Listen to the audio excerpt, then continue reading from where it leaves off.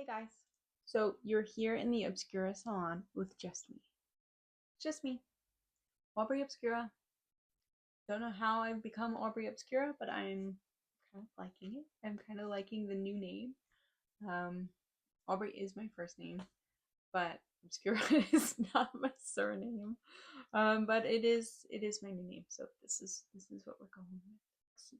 What I want to do here is have a three-part series where you get to discover who the hosts of Obscura Salon are.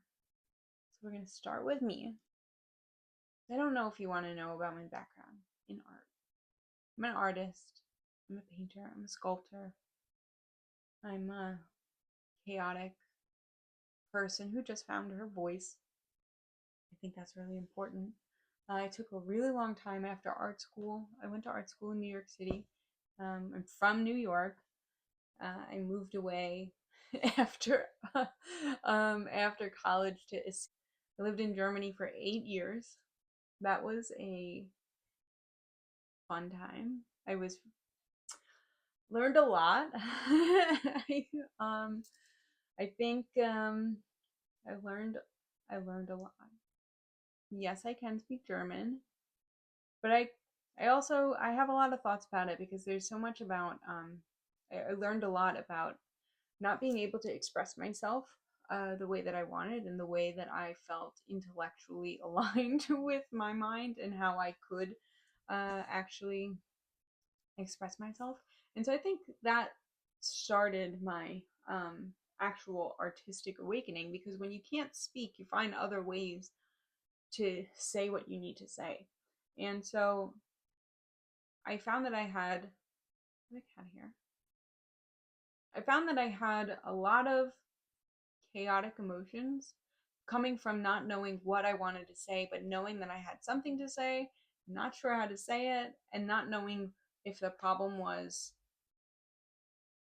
no, I knew what I wanted to say.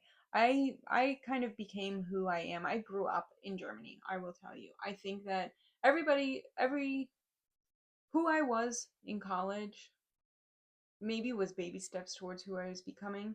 I don't think I ever completely 180 lost myself and regained a new self, but and it's always been a progression of um the self.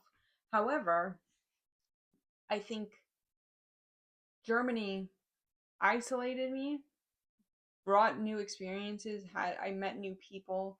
I don't know what everybody's experience is, but I felt like where I had grown up, which is not actually New York City, it was Staten Island. I grew up in Staten Island. People didn't like to talk about politics or religion or any hot button topics that could, cancel a friendship. And I had gone from that kind of environment to all of a sudden people like to talk about these things that make them feel like they're having an epiphany or just actual developmental ideas. So I was able to have these really great important conversations and feel like a little philosopher for um, 8 years. But I think that was imperative to me growing up the way that I did and becoming this person who doesn't want to be stifled anymore. So that's just a little bit about me. But what I want to go into now is the actual art that I've been making. It's been so focused on one thing and one thing only, and I don't know how to ever explain the inside of my brain to people without them thinking I'm a fanatic or something like that, because I don't think I am at all. Um, but I do paint demons. I paint them, I sculpt them, bring them to life. I really wish that I could get to the level of Pygmalion where I could like some magical, I don't know, anything to like bring them to life. I feel like we're getting there, but one day I would love to just become my own goddess of an army of sculptures, but whatever, that's my dream. Um yeah, I my demons are not meant to be defeated. They're meant to be looked at and faced head on. They're supposed to challenge you or I don't walk into a room thinking I want to change somebody's mind. I walk into a room thinking I just want you to hear my mind. I just want you to see what I'm seeing. Because I think that real change happens when we're just kind of shifting our perspectives. And you never change your mind because someone tells you to change your mind. You change your mind because you see more things and you experience more things and you are able to create your own opinions. And that, I think, is why art is so important. And that's what I'm trying to achieve. So with my demons, all I mean to say is that what I have found and what my demons are in my lore, they're just agents of free will.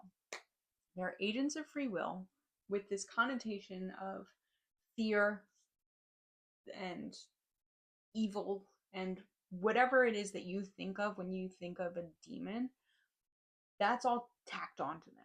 That's something else, right? So when you approach my sculptures, bring that. Bring what your perceived anything is about them to the sculpture. But then see it for what I'm saying, because this guy over here, he's got horns, he's all scary looking, but all he wants to do is bask in the sunlight. He's not even looking the right way because sunlight's coming from over here. But he just wants to bask in the sunlight, but people are telling him he's a demon and he can't do that, and you don't deserve the sunlight, you're in hell and whatever. And he's so obsessed with what people are telling him about himself that he doesn't realize he's golden, right? So that's one of my thoughts on demons. This guy's just he's beautiful, and I have a lot on him, but I'll talk about that some other time. Um, I have another guy that I was working on, and he's got his mouth sewn shut, and he then develops these mouths in his hands and his stomach. And I just kind of love that for kind of how I felt when I was living in Germany, where um, I couldn't articulate myself the way that I wanted to articulate myself. I don't know if I said this, but I couldn't articulate myself the way that I wanted to articulate myself. And so I kind of fell into art to, if I couldn't say it one way, I would find another way to say it. And this is the idea of this demon, not this one, another one. And that's the idea of that demon, where if somebody closes a door for you, you're going to find another way, another door, you're going to find something else, you're going to transform into a new version of yourself to be that, to be what you want, to be what you've always known you have to be. So demons for me are about external expectations and then the truth. Demons are just about knowledge, questioning everything, making sure that you know yourself before you make any decisions on what you want to be. That's what demons are for me. I have another demon that's all about my anxiety. And I don't know, I guess I'll edit it in here somewhere. But he's gotta paint him, but he has eyes all over his body. And there's two versions of him. There's one where he's all by himself. So the eyes all over his body are like hyper vigilant. They're just looking in every which direction, and he's kind of like downcast. He can't function because of all of the things that are going on and all of the things he's paying attention to. And there's another version of this sculpture which I kind of want to redo, but where he has a companion who just gently embraces him. And as her hand moves down his back, the eyes close. Because sometimes all you need is somebody who can say, hey, this is just your anxiety. You're okay. Maybe come in with some logic. I don't know how everyone feels, but that's how I feel. If someone were to come in and say, hey, this is your anxiety situation. These are your intrusive thoughts. This is what you're thinking of. But this is what reality is right now, then I'm good. I will snap myself out of it. And so that for me, these demons are just talking about mental health in a way that doesn't have to be defeated. It's about trying to figure out how to work with your brain rather than against it. That's all I got. What's upcoming for me? Well, I'm working on a 7-foot demon that I have cut in half. So now he's about 4, I don't know, it's his torso. And he's popping out of a painting. I'm painting him right now. I'll add a photo of him somewhere. But I think something else that is that I struggle with is everything. Something I struggle with is completion. In that I can't complete anything. I get to 70%. It's always 70%. I'm telling you, it's always 70%. And then I will look at it and I'll say, this is trash and it shouldn't be finished. And so I will repaint it. And now I've been going through my phone. I'm looking and I'm saying, you know what? That should have been finished. Should have been finished. But I killed it before it had a chance to anything.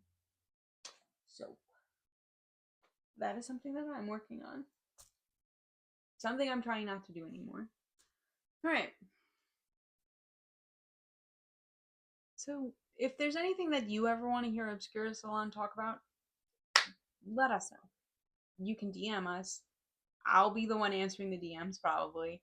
You can email us. You can comment on our videos. I'm going to be putting up different kind of posts so that you can see, just sound off in the comments about whatever I posted. And, if you completely disagree with me, I love that. Please disagree with me and tell me why. And so that we can talk about it, And then if you're an artist, contact me because I probably want to talk to you. Why wouldn't I?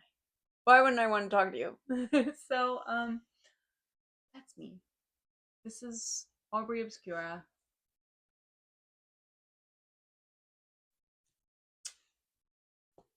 So,